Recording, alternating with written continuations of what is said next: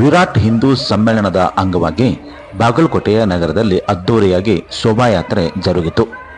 RSS 100 ವರ್ಷದ ಸಂಭ್ರಮದ ಹಿನ್ನೆಲೆ ಶೋಭಾಯಾತ್ರೆ ಹಮ್ಮಿಕೊಳ್ಳಲಾಗಿತ್ತು.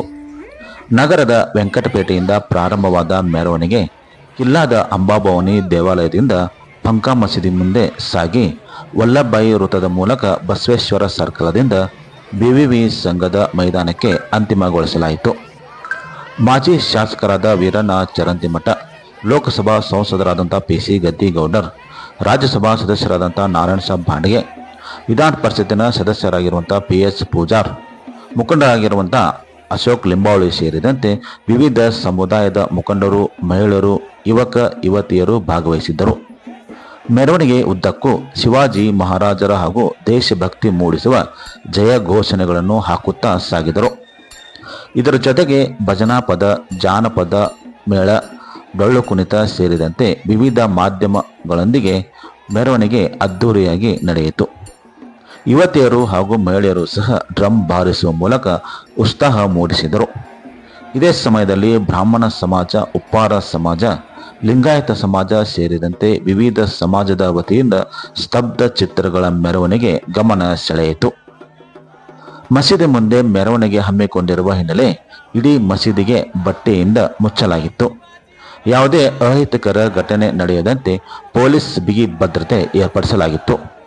ಫೆಬ್ರವರಿ 19ರಂದು ಶಿವಾಜಿ ಮಹಾರಾಜರ ಜಯಂತಿ ಪ್ರಯುಕ್ತ ಉಂಟಾದ ಗಲಾಟೆಯಿಂದಾಗಿ ಮಸೀದಿ ಮುಂದೆ ಮೆರವಣಿಗೆ ಸಾಗುವ ಹಿನ್ನೆಲೆ ಇಡೀ ಮಸೀದಿಗೆ ಬಟ್ಟೆ ಕಟ್ಟಿ ಭದ್ರತೆ ನೀಡಲಾಗಿತ್ತು. ಪೊಲೀಸ್ ಸಹ ಬಿಗಿ ಭದ್ರತೆ ಸರ್ಪಗಾವಲನ್ನು ಏರ್ಪಡಿಸಲಾಗಿತ್ತು. ಶೋಭಾಯಾತ್ರೆ ಬಳಿಕ ಬಸವೇಶ್ವರ ವಿದ್ಯಾವರ್ತಕ ಸಂಘದ ಆವರಣದಲ್ಲಿ ಸಮಾವೇಶ ಹಮ್ಮಿಕೊಳ್ಳಲಾಗಿತ್ತು. ಸ್ಥಳೀಯ ಚರಂತಿಮಠ ಪ್ರಭು ಸ್ವಾಮೀಜಿಗಳ ಸಾನ್ನಿಧ್ಯದಲ್ಲಿ ವಿವಿಧ ಹಿಂದೂ ಸಂಘಟನೆಯ ಮುಖಂಡರು ಭಾಗಿಯಾಗಿ ಹಿಂದೂಗಳು ಒಗ್ಗಟ್ಟಾಗಿ ದೇಶ ರಕ್ಷಣೆ ಮಾಡಬೇಕಾಗಿದೆ ಎಂದು ಕರೆ ನೀಡಲಾಯಿತು.